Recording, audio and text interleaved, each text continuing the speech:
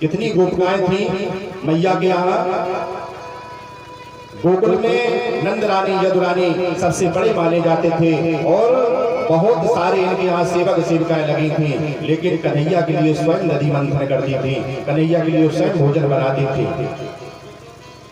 बच्चों के लिए जितना हो सके शुद्ध आहार दो, क्योंकि शुद्ध आहार होगा तभी बच्चों का विचार भी शुद्ध होगा। माँ के हाथ का भोजन होगा तो बच्चों में भी माँ के प्रति प्रेम बढ़ेगा। आजकल हम लोगों ने सारा भोजन पानी बच्चों का दूषित हो गया, सब नौकर नौकरानी के भरोसे छोड़ दिया, जो बनाए उल्टा सीधा बनाए। शुद्ध अशुद्ध अवस्था में कैसा भोजन बन रहा है, जैसा भोजन बनता है वैसे हमारे मन का विचार बनता है। हमेशा भोजन मई के हाथ से करना चाहिए। भोजन करो माई से चाहे जहर हो, सलाह लो भाई से चाहे बैर हो। भोजन हमेशा अपने माई के हाथों का करना चाहिए, अपने मैया के हाथों का करना चाहिए।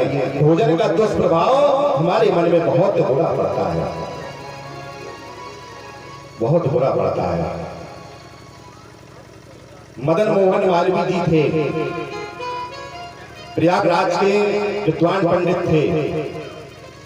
एक बार इनको किसी झूठे केस में फंसा करके जेल हो गई और जेल में गए। जेल में भी अपना भोजन पानी जब घर में रहते थे, इनके नाम से आज प्रयागराज में विद्यालय भी चलता है। मदन मालवीय जी, मोहन मदन मालवीय जी नाम सुना होगा। तो ये अपने हाथ से ही सात्विक विचार, सात्विक भोजन अपने हाथ से ही बनाते थे। जब जेल में गए तो जेल में भी इन्होंने अपने हाथ से भोजन बनाया वहां पे। जेल में किसी के हाथ का भोजन नहीं पाते थे, अपने ही वही बैरक में वही सब सामान रखवा लिया, वही भोजन बनाते थे। एक दिन एक कैदी वहां पर आया और वो कैदी मालवीय जी को बहुत मानता था, बहुत इनका सम्मान करता था, इनको गुरु मानता था। और जब वो कैदी उस जेल में आया तो उसको पता चला कि मदन मोहन मालवीय जी इस जेल में है। तो उसने विचार किया, अरे इस जेल में ये कैसे आ गए। वहां गया, मालवीय जी से कहा,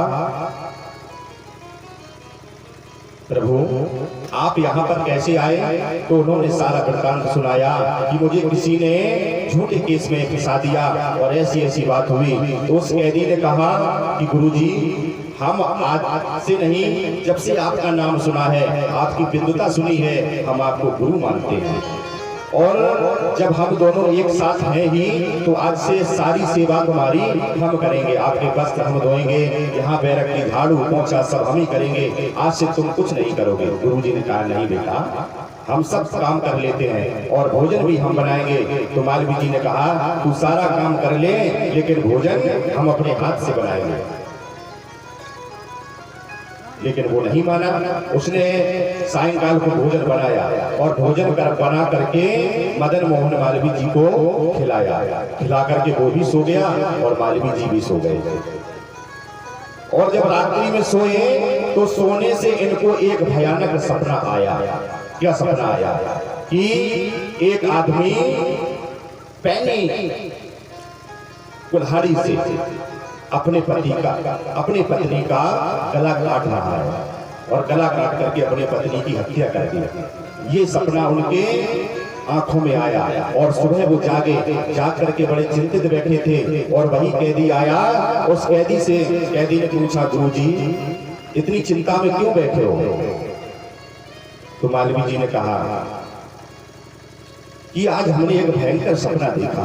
क्या कि एक आदमी अपनी पत्नी का कुल्हाड़ी से हत्या कर रहा है, गला काट रहा है, गला रेत करके हत्या कर रहा है। और तभी वही कैदी समझ गया कि ये आज हमने अन्न भोजन बनाया और भोजन बनाने का प्रभाव मालवीय जी के मन में पड़ा और उसी मन के दुष्प्रभाव से आज इनको स्वप्न आया। क्यों? क्योंकि जो वो कैदी था जिसने भोजन अपने हाथों से बनाया था, वही अपनी पत्नी की हत्या करके कुल्हाड़ी से अपनी पत्नी की हत्या करके वहां कैद था, बंद था। फिर उसने सारा वृतांत मौलवी जी को सुनाया कि हमने स्वयं अपने हाथों से अपनी पत्नी की हत्या की है, और जो दृश्य आपने सपने में देखा है वही दृश्य